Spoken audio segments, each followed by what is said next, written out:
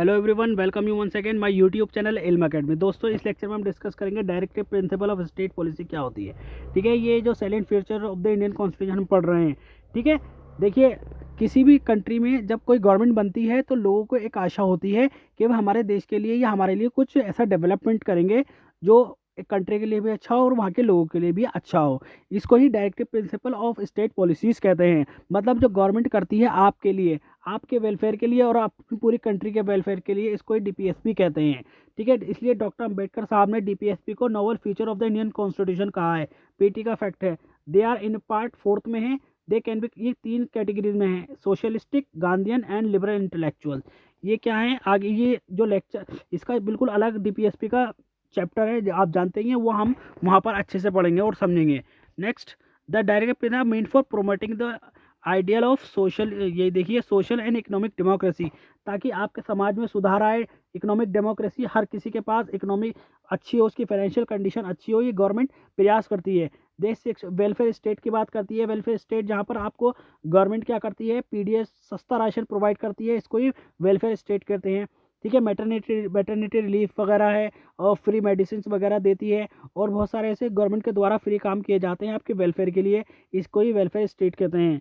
लेकिन fundamental rights जब आपके वायलेट होते हैं तो ये कोर्ट के द्वारा इन्फोर्स किए जाते हैं। लेकिन जब आपके डीपीएसपी का वायोलेशन होता है तो आप इसके खिलाफ, गवर्नमेंट के खिलाफ कोर्ट में नहीं जा सकते इनको इन्फोर्स कराने के लिए। ठीक है, ये yet the constitution itself declares the principle are fundamental in the governance of the country. ये गवर्नेंस में क्या है, प्रिंसिपल है, and it shall be the duty of the state to apply these principle making laws. लेकिन फिर भी क्या होता है,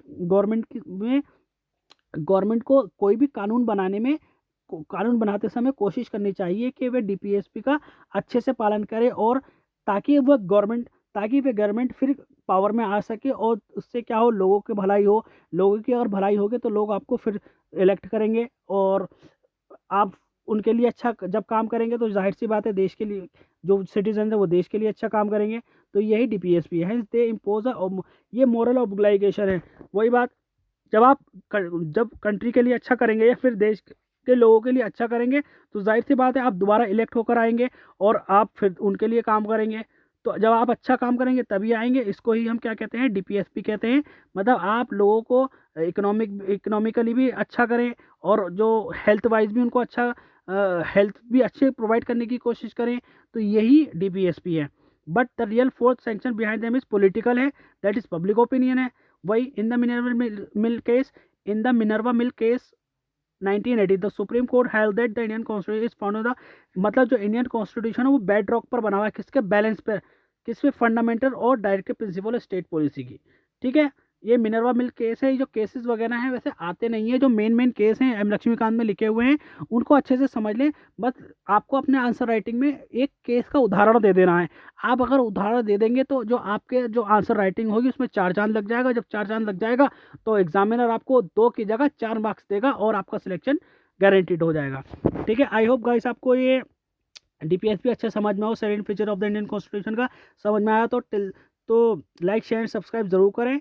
और लाइक शेयर सब्सक्राइब करेंगे तो भैया हम लाइव इंटरेक्ट भी कर सकते हैं। आपको जो हैंड रिटन नोट्स चाहिए जिस भी स्टूडेंट्स को, तो they can call me, description में मेरा नंबर है। ठीक है, till then keep practising and keep learning, don't forget to like share subscribe YouTube channel Ilm Academy. Thank you.